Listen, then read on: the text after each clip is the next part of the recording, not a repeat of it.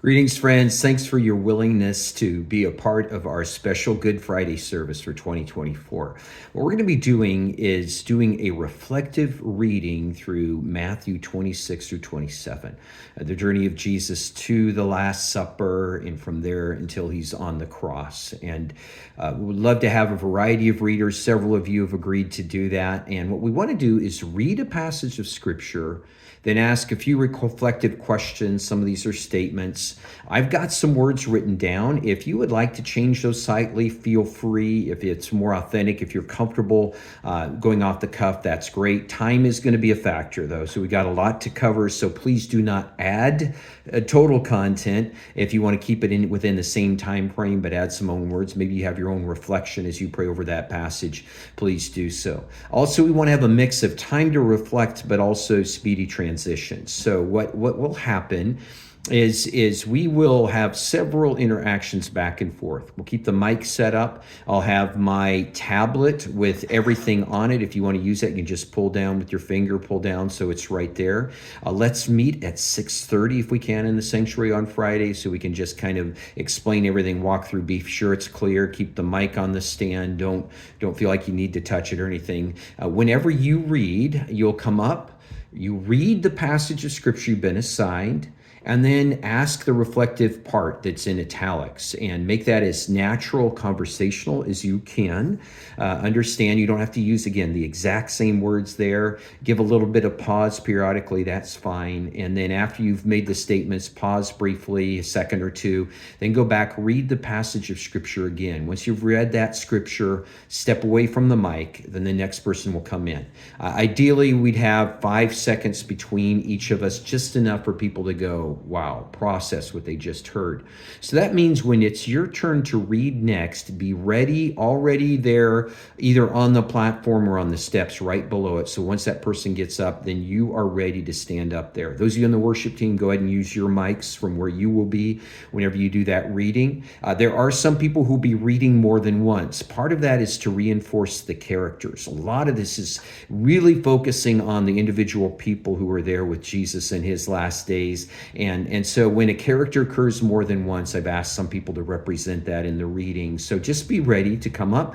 Be sure you pay attention. I'm going to share this all on a Google Drive file, so you should be able to have access to it to get in there. And actually, it's SharePoint to be able to make that connection and see how it all flows together. If you have any questions whatsoever, send me an email, alan.ehler@bnc.org. You can also text me, call me, 425-422-9902. If something comes up, you're not able to be there or do it, don't feel guilty whatsoever. We've got others who can have people double up and cover the details there. But I really believe this is going to be a powerful time for us to reflect on what the cross is all about, what Jesus did for us. It'll be powerful. We'll close out in silence and leave as we go. So do all that there. And so take a look, read over your parts, pray over what you will be reading the Scripture. Again, read the Scripture, read the reflective comments, then read the passage again, step away from the mic. That's what you'll do. Thanks a lot. Let me just give you a model of that. I'll give you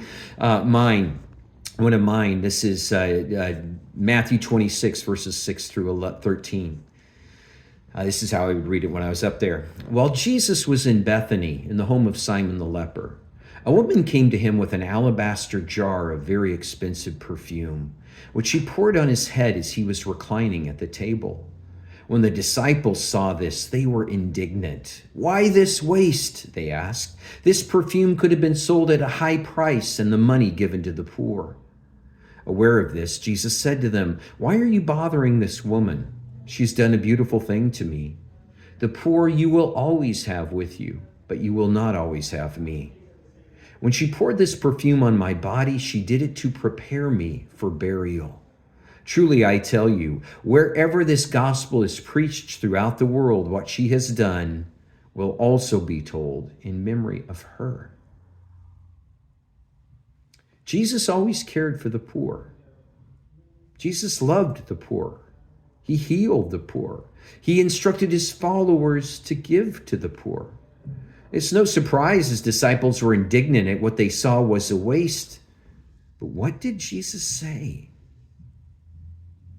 What do you think he meant by his words about this woman?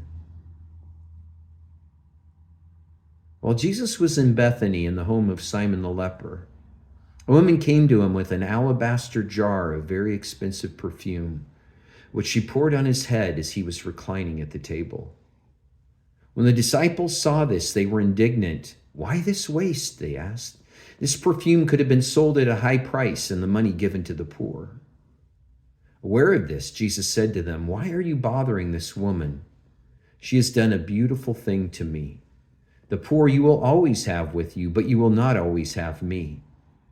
When she poured this perfume on my body, she did it to prepare me for burial. Truly, I tell you, wherever this gospel is preached throughout the world, what she has done will also be told in memory of her." Okay, look forward to seeing you on Friday.